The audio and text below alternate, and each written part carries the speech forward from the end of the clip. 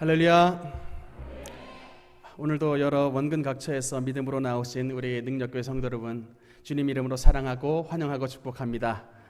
우리 혜인이 가족 특별히 사랑합니다. 오늘도 말씀을 드린 우리 모든 성도님께 이렇게 하루에도 수많은 사고가 발생하고 또 이렇게 코로나가 돌고 있는 무서운 질병이 횡행하는 가운데서도 여호와께서 너를 지켜 모든 환난을 면하게 하시며 또 내 영혼을 지키시리로다. 내 영혼을 여호와께서 너의 출입을 지금부터 영원까지 지키시리로다. 주님의 특별한 사랑을 입은 자녀가 돼서 주님의 날개 그늘 아래 안전하게 거하는 우리 모든 능력교회 성도님들 되시기를 주님 이름으로 축원합니다. 제 신대원 시절에 같이 공부를 했던 우리 동기 목사님들이 저에게 붙여준 별명이 있습니다. 그 당시에 제 별명이 뭐냐면 미스터 순복음이었습니다.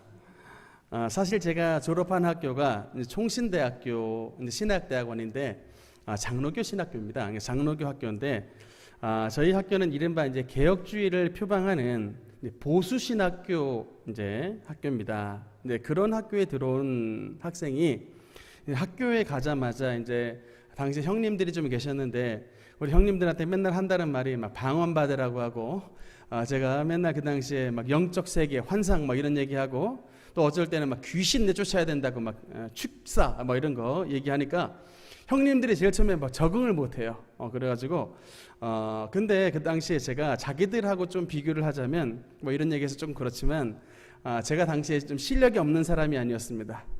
왜냐하면 그 당시 총신 경쟁률이 한 4대1 정도가 됐었는데 그때 당시에 이제 룸메이트 기숙사에 있는 형님들이 시험을 보통 막 4번 이상씩 쳤던 분들이었어요. 신대원 입시를. 근데 그 4번 입시를 쳤는데도 불구하고 안타깝게 합격을 못 해가지고 할 수 없이 이제 본 게 과정이 아니라 이제 신대원 말고 또 신학원이라고 이제 디플로마 과정이 있는데 그 과정들을 이제 들어왔던 그런 분들이 대다수였습니다. 근데 이제 저는 그 당시에 이제 신대원을 들어왔을 때 그것도 자기들처럼 막 몇 번씩 시험 봐서 들어온 게 아니라 대학 졸업과 동시에 대학을 탁 졸업하자마자 신대원에 바로 들어왔던 참 거의 없었거든요. 신입생이 당시 한 500명 정도 됐는데 다 그냥 고시원 자리 잡아가지고 공부하다 들어왔지. 근데 한 방에 이렇게 들어온 경우가 드문데 저는 그냥 한 방에 들어왔을 뿐만 아니라 대학 졸업과 동시에 이제 신대원을 들어왔던 참 이게 몇 명 없는 케이스라 이놈을 보아하니까 머리는 게 없는 놈이 아닌 것 같은데 참 항상 의아했었습니다. 그래가지고 당시에 형님들이 저한테 뭐라 그러셨냐면 충원아 너 우리 학교 이름이 총신인 거 알지?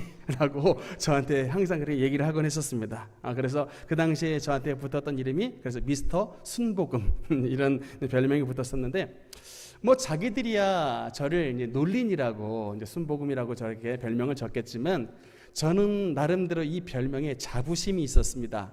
왜냐하면 어쨌든 간에 그 형님들이 봤을 때 저를 굉장히 영적인 사람으로 인정해 줬다라고 하는 것에 대해서 저는 나름대로 자부심이 있었고 또 하나님 앞에 감사한 마음이 있었는데 저는 이제 물론 이 사람들은 또 고맙다고 생각을 했었습니다만 저의 이제 이런 신앙들 예를 들어 환상을 본다든지 또 방언 기도를 한다든지 뭐 이런 것들이 사람의 인정이 문제가 아니라 과연 우리의 신앙의 표준인 하나님의 성경에서 바이블이 성경에서 이것을 어떻게 증언을 하고 있는가. 그러니까 성경에서 입증이 되면 그것은 맞는 것이고 성경에 없으면 그건 틀린 것입니다. 그런데 이런 신앙이 과연 성경에 비추어 봤을 때에 맞는 것인가라고 하는 의문이 있었는데 오늘 본문 다니엘서 7장 1절에 보면 이런 말씀이 있습니다. 다 같이 한번 읽어보겠습니다. 시작. 바벨론 벨사살 왕 원년에 그의 침상에서 꿈을 꾸며 머릿속으로 환상을 받고 그 꿈을 기록하며 그 일의 대략을 진술하니라. 아멘. 여러분 뭐라고 기록을 하고 있습니까? 다니엘 선지자 역시 여러분 이런 하나님이 주신 환상의 은사를 받아가지고 주님이 주시는 너무나도 진귀한 계시를 깨닫게 되었다. 그러니까 서목사만 이렇게 받은 게 아니라 이미 2500년 전 다니엘 선지자도 동일하게 하나님의 환상의 은사를 받아서 하나님이 계획하시는 그 계획이 뭔지를 이렇게 영적 세계로 미리 보았다라는 것입니다. 그래서 여러분, 환상은 분명히 말씀드리지만 하나님이 우리에게 주시는 분명한 은사요, 하나님의 뜻을 깨닫는 위대한 성령의 도구라고 하는 사실을 믿으시기 바랍니다. 여러분, 보통의 경우는 환상은 기도할 때 보이는 경우가 대다수입니다. 근데 기도할 때라든지 또는 어쩔 때 좀 자주 보이냐면 잠잘 때에도 가끔 이제 보이곤 합니다. 근데 저의 경우는 이제 참 이게 뭐 기도할 때나 또는 뭐 잠잘 때뿐만 아니라 평상시도 이렇게 보입니다. 평상시도 보이는데 한 번은 우리 교회에 어떤 자매님이 계셨는데 그 자매님이 허구한 날 머리가 아파요. 그리고 감기를 굉장히 달고 살았었습니다.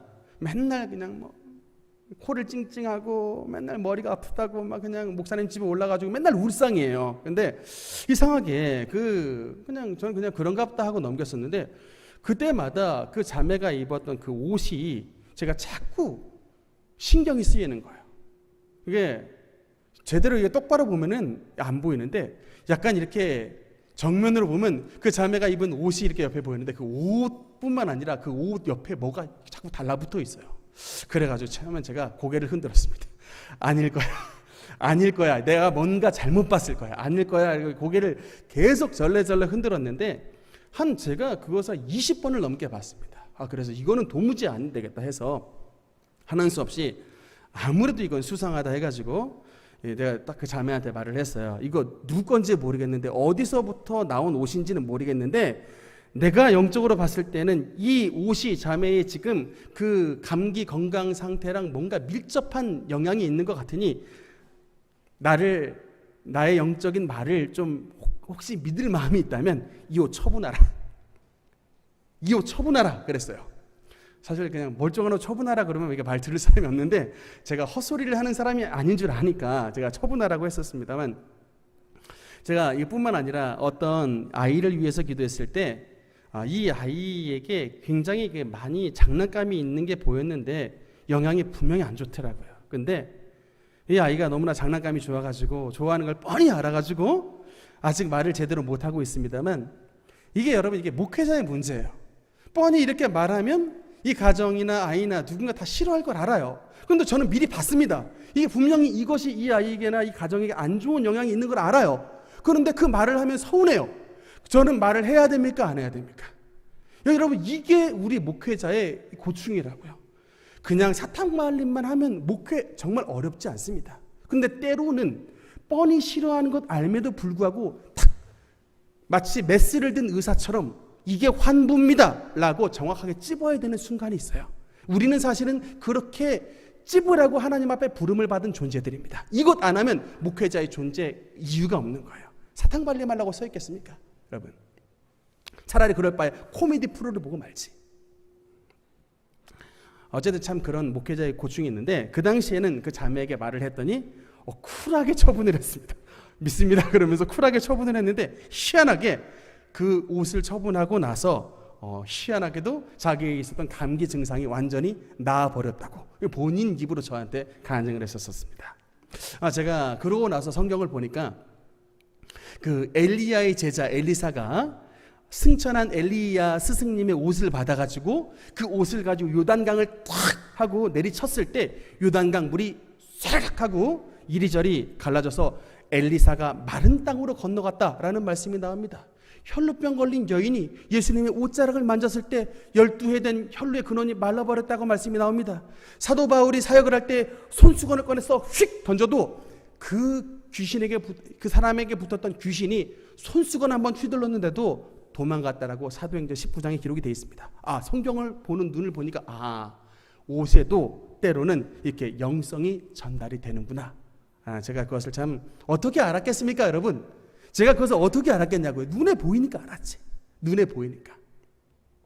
그래서 심지어는 여러분 제가 어떤 식당에 갔는데 그 식당의 음식 상태가 얼마나 지저분한지 눈을 떴는데 뜬 채로 제 눈앞에 병균이 우글거리는 게 보여요. 제가 턱 쳤습니다. 정무사님, 여기 식당 굉장히 지저분하다. 음식 주의하고 먹으라고. 전 본바대로 얘기를 하거든요. 아닌 게 아니라 한 두어 달 있다가 폐업을 하더라고요. 감사하는 일입니다. 여러분, 환상의 세계가 열리면, 영적 세계가 열리면 우리에게 또 다른 눈이 부착이 되는 것입니다. 우리에게. 이게 그냥 육신의 눈이 아니라, 공부 많이 한 사람은 지안이라고 그러죠. 이게 지식의 눈이 달리는데 더 영성이 깊은 사람은 영안이, 영적 세계가 딱 볼 수 있는 눈이 열리게 되는 것입니다. 그래서 정말로 여러분 이득이 많아요. 미리 날 사고도 피하게 되고 탈 날 일도 안 나게 되고, 또 미리 보여주시니까 앞으로 벌어질 일에 대한 담대함이 생겨서 여러분, 이게 하나님의 자녀된 권세가 뭔지를 누리고 삽니다. 당당하게 살아요. 미리 보여주시니까 겁먹지 않습니다.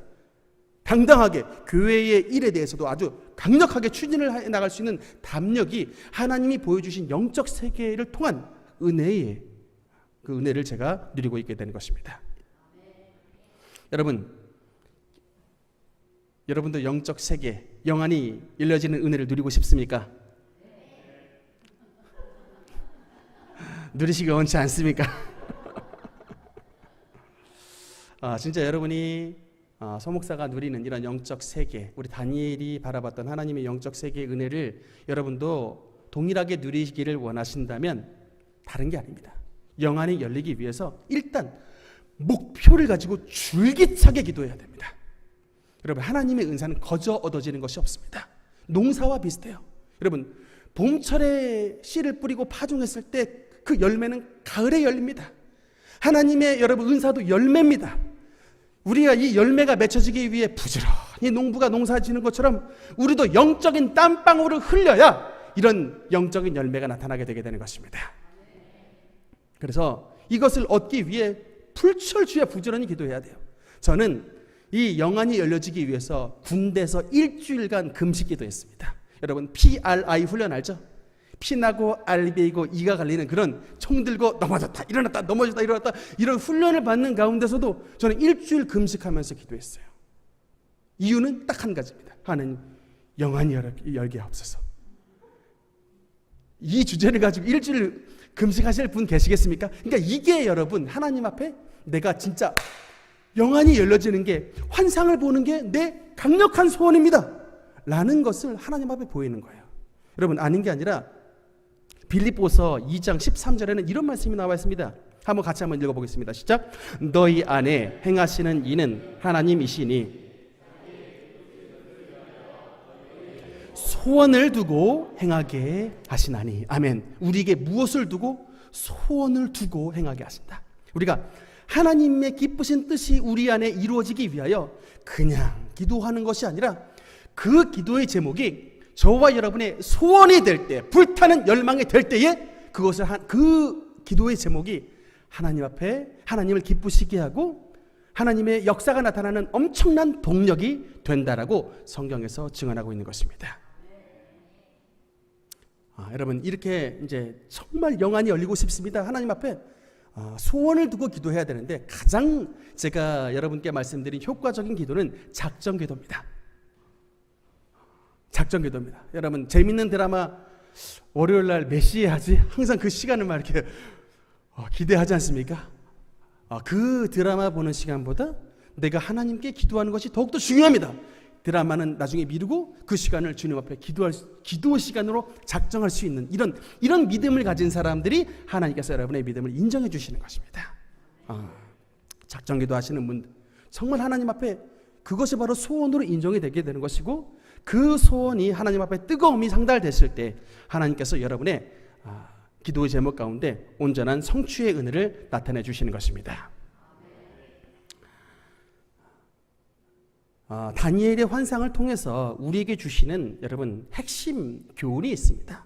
그 첫 번째는 뭐냐면, 세상의 역사를 주관하시는 이는 오직 하나님이라고 하는 사실인 것입니다. 다니엘이 환상을 봤습니다. 그전에는 다니엘서 7장 이전에는 다니엘은 환상을 본다기보다는 남이 꾼 꿈을 해석해 주는 역할을 했었습니다. 6장까지는 그런 역할을 했는데 다니엘서 7장에서부터는 하나님께서 이제 이 다니엘에게 직접 계시를 부어 주셨습니다. 그래서 그 환상과 계시를 통해 하나님의 영적 세계를 바라보게 됐는데 다니엘이 봤던 환상에 보니까 이 4마리의 4가지의 짐승이 환상 가운데 나타났었습니다. 첫 번째 환상은 뭐냐면 사자의 환상인데, 여러분 그냥 사자가 아니고 이 사자의 등에 보니까 날개가 있는데 그 날개도 독수리의 날개입니다. 독수리의 날개가 달린 사자를 봤다. 여러분 만약에 초원에 사자가 있는데 이 사자의 등에 진짜 만약에 그 독수리의 날개가 달린 사자가 있다고 생각 한번 해보세요.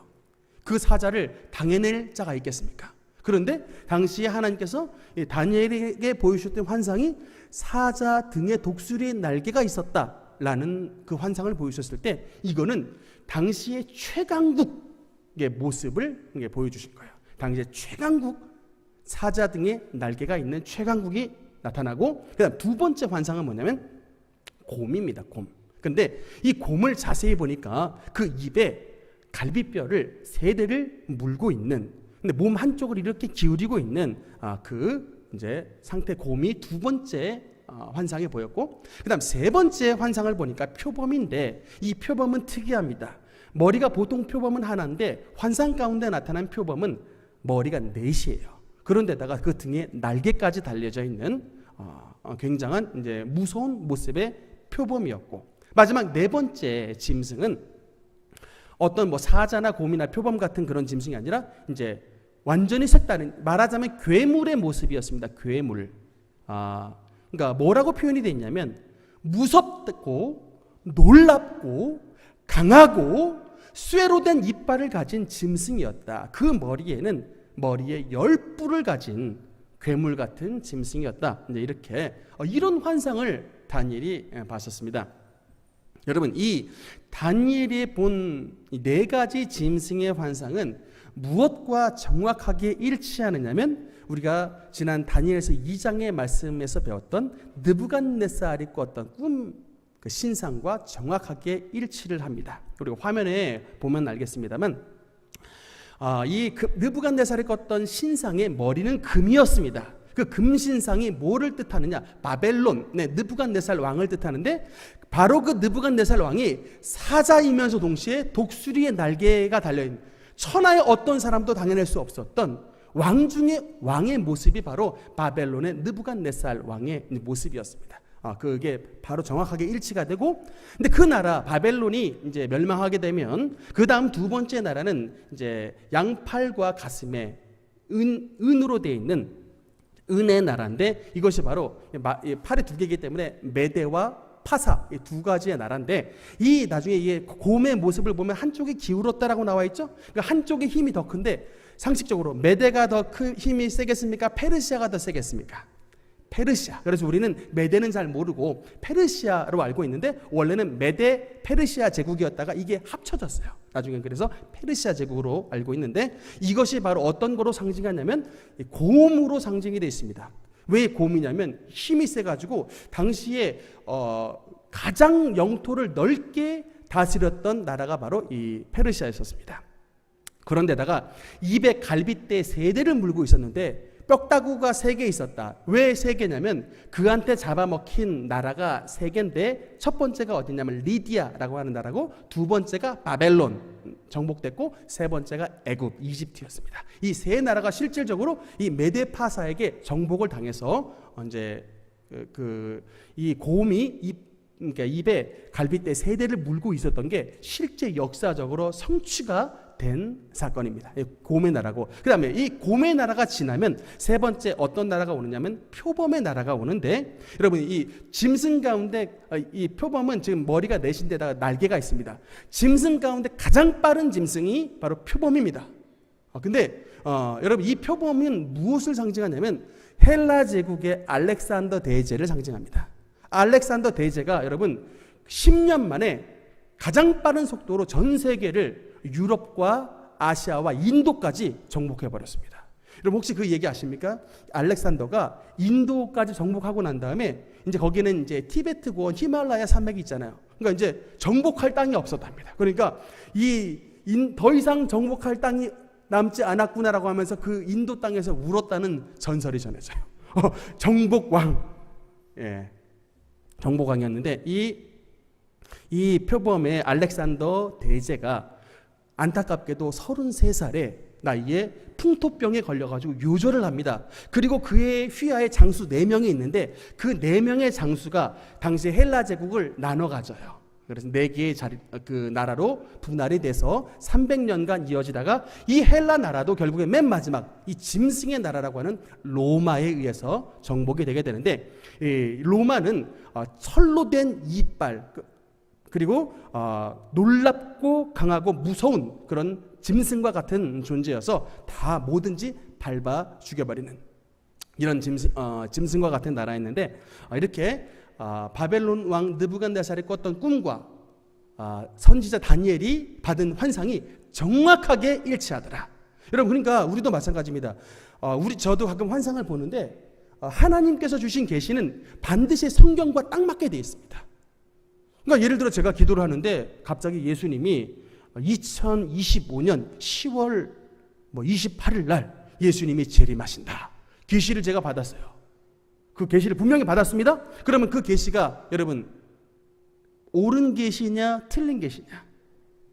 성경에 말씀하기를 심지어는 천사도 아들도 그 날과 그때를 알지 못한다라고 말을 했는데 서충이 무엇이가 한데 예수님이 오실 날짜를 맞춰버립니까? 그거 자체가 여러분 교만이고 그거 자체가 사탄 역사라고요. 그러니까 우리가 계시를 받아도 반드시 받은 계시를 성경과 비교를 해서 옳고 그름을 분별해야 되게 되는 것입니다. 그런데 이 다니엘이 받은 계시와 느부갓네살이 받았던 계시가 정확하게 일치했더라. 여러분, 그래서 우리가 이것을 통해서 분명히 알 수 있는 것은 무엇이냐면, 아까 읽었던 다니엘서 7장 1절에 어느 시대에 다니엘이 계시를 봤었냐면 벨사살 원년에라고 봤었습니다. 이건 뭐냐면 아직 그때가 바벨론 시대예요. 바벨론의 마지막 왕이 이제 벨사살 왕인데 아직 여러분 바벨론 나라도 끝나지 않은 때인데 하나님은 이미 다니엘에게 바벨론 나라가 저물면 페르시아가 오고 페르시아 나라가 저물면 헬라가 오고 헬라 제국이 저물면 로마가 올 것이다 라고 하는 미래사를 미리 보여주실 것입니다. 이것을 통해 우리에게 무엇을 말씀하시는 거예요? 인생의 나라의 모든 역사는 사람이 주관하는 것 같지만 그 모든 배후의 역사는 하나님께서 우리 인생의 모든 역사를 주관하신다는 것을 우리에게 분명히 말씀해 주시고 있는 것입니다. 여러분, 그래서 제가 특별히 강조하고 싶은 게 있습니다. 여러분, 왜 우리가 주일날에 예배당에 나와야 되는가? 사실 여러분, 남자분들 특히 직장 생활하고 여러 가지 일을 하다 보면 주일날 굉장히 쉬고 싶은 마음 많이 듭니다. 여러분, 저도 그 마음 모르는 거 아니에요. 정말 쉬고 싶을 때 많습니다. 그럼에도 불구하고 주일날 정말 우리 생명 걸고 주일 성수하는 게 우리의 신앙입니다. 여러분, 왜 하나님이 우리에게 이것을 요구하시는지 아십니까? 아까 우리가 읽었던 본문에서 나와 있지만 바벨론 왕, 바벨론, 또 페르시아, 헬라, 로마를 상징하는 전부 다 짐승의 형상입니다. 사자, 곰, 표범, 괴물, 여러분 짐승의 형상입니다. 말하자면 여러분 이 세상은 짐승의 논리가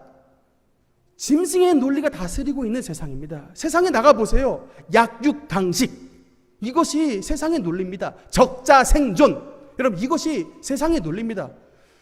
제가 요새는 참 친구들을 잘 안 만나는데 제가 고등학교 좀 공부 좀 잘했던 친구들을 예전엔 좀 자주 만났었습니다. 그 친구들 지금 보면은 회계사도 돼 있고 LH 직원으로도 가 있고 SBS 방송국에도 있고 아주 돈을 굉장히 많이 벌어요.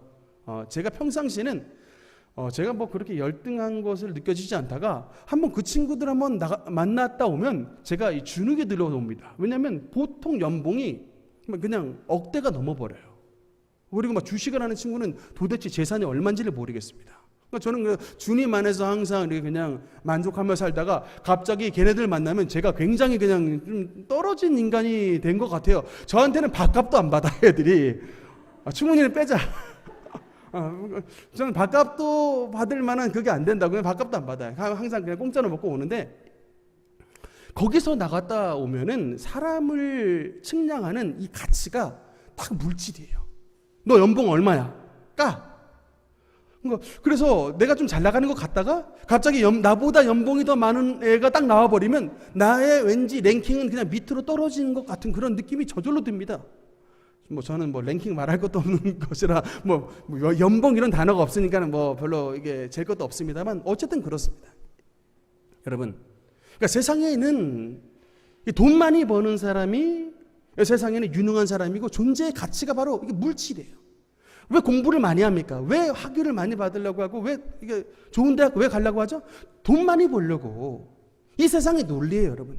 근데 여러분, 우리가 그냥 그 세상의 논리에 찌들어 살다 보면 어느새 그 짐승의 세상의 논리가 내 마음속에 꽉 들어찹니다.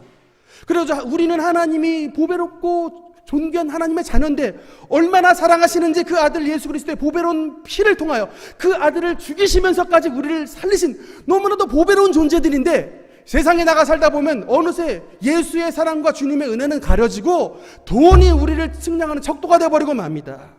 그러니까는 여러분 그 세상에 이 죄악과 찌든 먼지가 어느 속에 내 마음속에 꽉 들어차게 되는 거예요.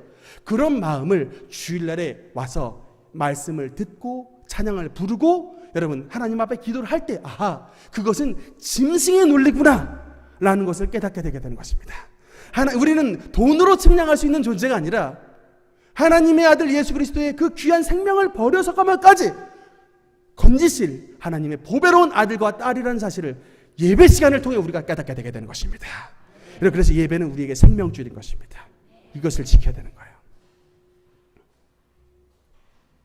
여러분, 다니엘의 꿈 두 번째 교훈은 무엇이냐면 꿈과 환상은 바로 성령의 언어라는 사실입니다. 다시 한번, 꿈과 환상은 무엇이라고요? 성령의 언어다. 이 단어 참 멋있는 말입니다. 꿈과 환상은 성령의 언어다.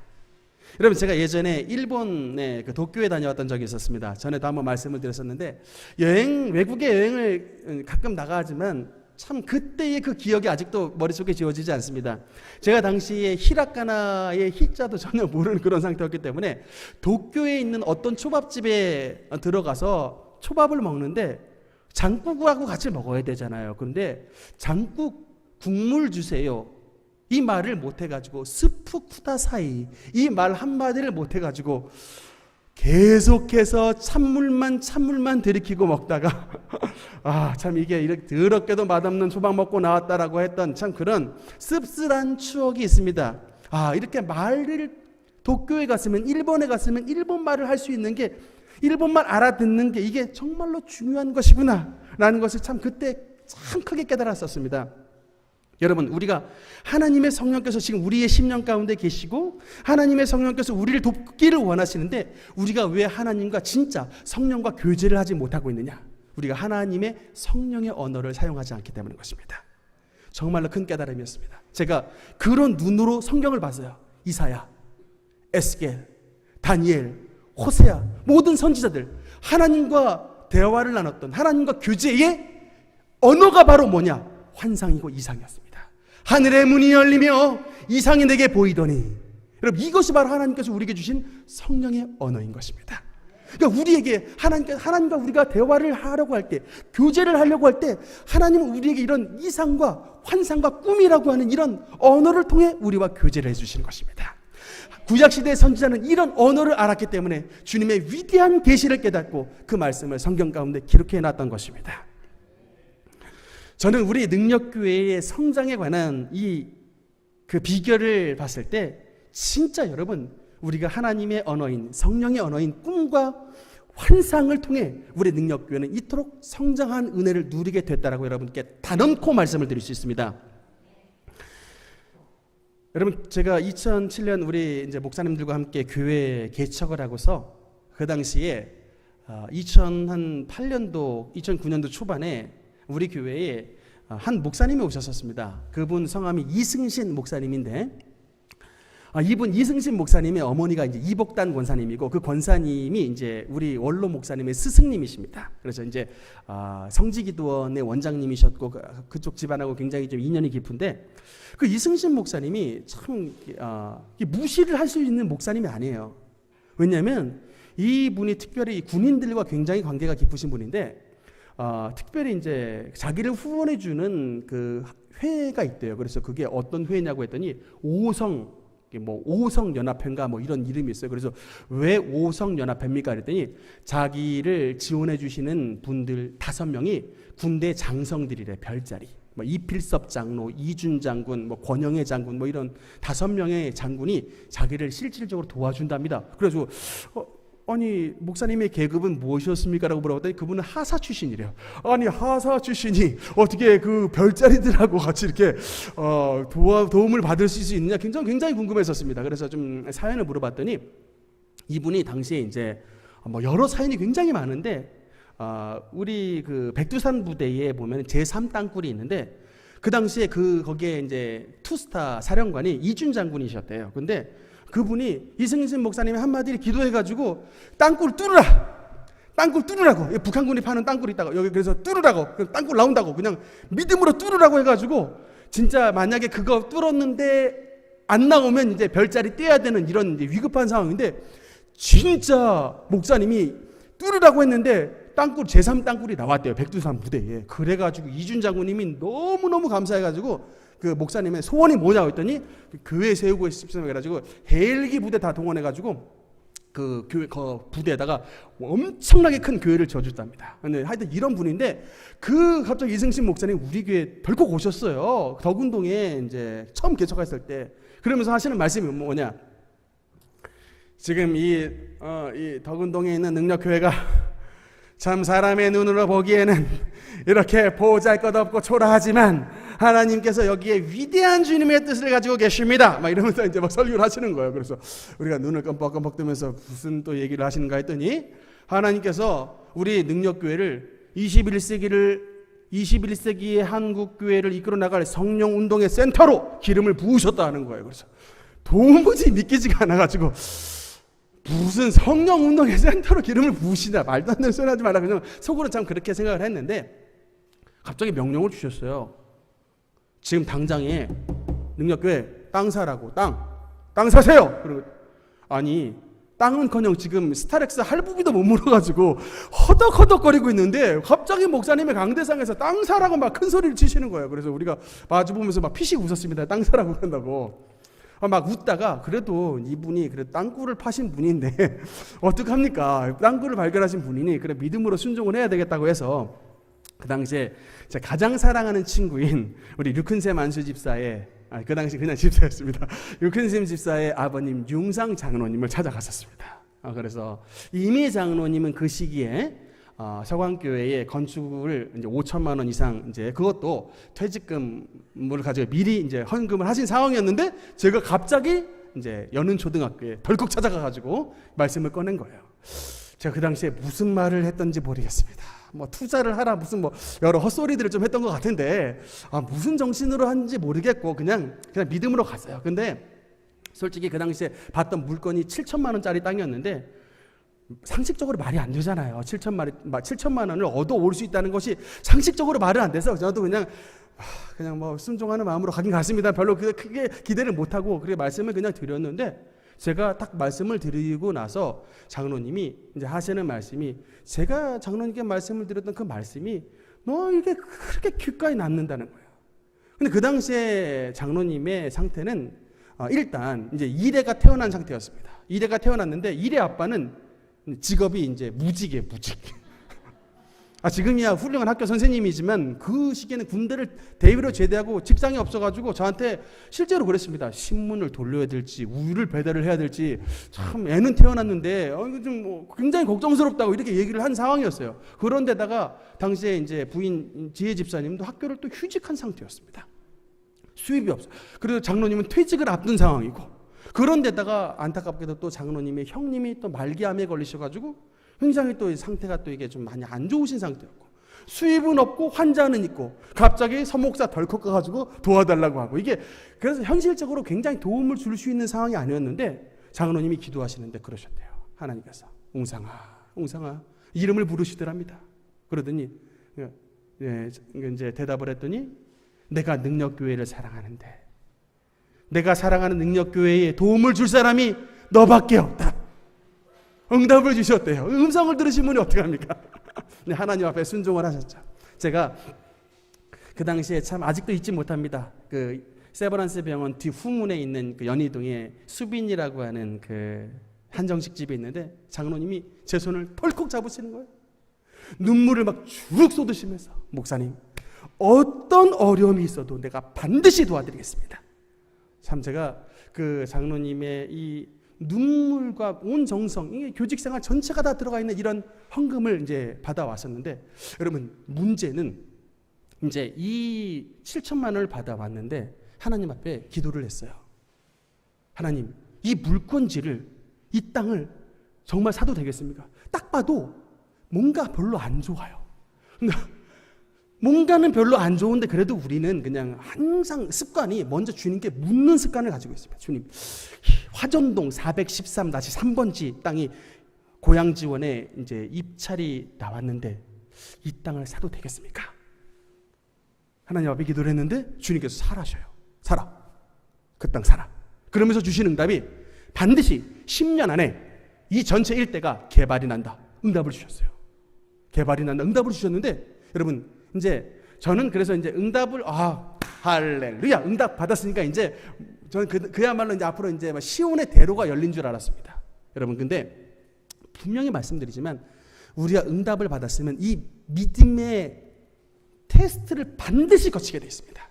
내가 가지고 있는 하나님께서 나에게 주신 이 응답을 내가 진짜 믿느냐 안 믿느냐를 믿음의 테스트를 분명히 받게 되어 있습니다. 그 2009년에 땅을 사고서 2014년까지 5년간 정말 이 기나긴 믿음의 테스트를 거쳤습니다.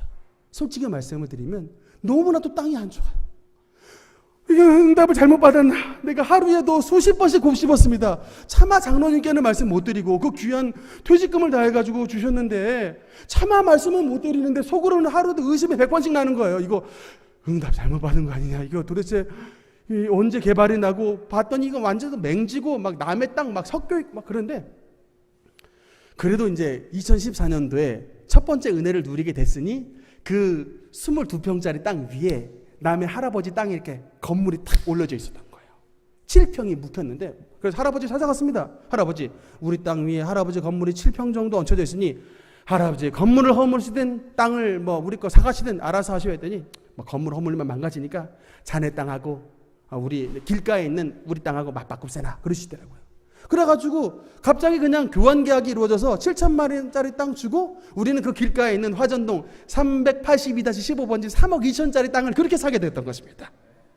그렇게 사게 됐던 거예요. 이제 그것으로서 이제 끝난 줄 알았습니다. 2015년도에 이제 14년도에 그 땅을 등기를 마감을 했는데 15년도에 이제 건축은 완공을 잡고 그러고 나서 이제 2019년이 됐습니다. 3기 신도시 발표를 한대요. 갑자기 이제 3기 신도시 2019년 5월 달이 딱 됐었습니다. 제가 분명히 그 날짜를 기억해요. 전 다이어리에 다 적어놨기 때문에 다 기록을 하고 있는데 제가 목사님한테 그랬습니다. 목사님, 그때 2009년 화전동 413-3번지의 땅을 살 때 하나님의 응답에 의하면 10년 내에 반드시 이 땅 전체가 개발이 된다라고 응답을 주셨는데 내일 발표를 합니다. 3기 신도시 발표를 하는데 어떻게 되겠습니까? 제가 그렇게 이제 말씀을 드렸습니다. 그래, 우리 한번 기도하자 했는데 다음날 텔레비를 딱 켰는데 장릉지구 우리 화전동에 있는 그 382-15번지 그게 진짜 발표가 났던 것이에요. 그래가지고 그 3억 2천에 줬던 땅이 3기 신도시 발표에 따라 바로 6억으로 땅이 수직 상승이 됐던 것입니다. 그래서 그 땅 팔아가지고 지금 지축동 여기 이 땅을 12억짜리 땅을 사게 된 그런 은혜를 누리게 됐던 것입니다. 한간에 어떤 사람들은 제가 부동산의 귀재래요.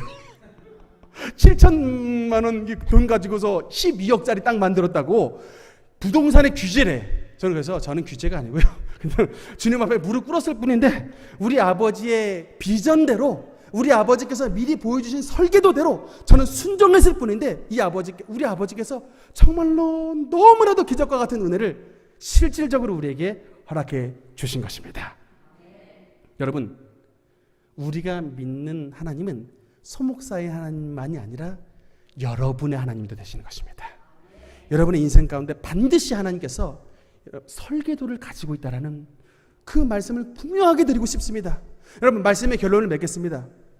지금 삶 가운데 굉장히 많은 고난을 겪고 계시는 분 계실 것입니다.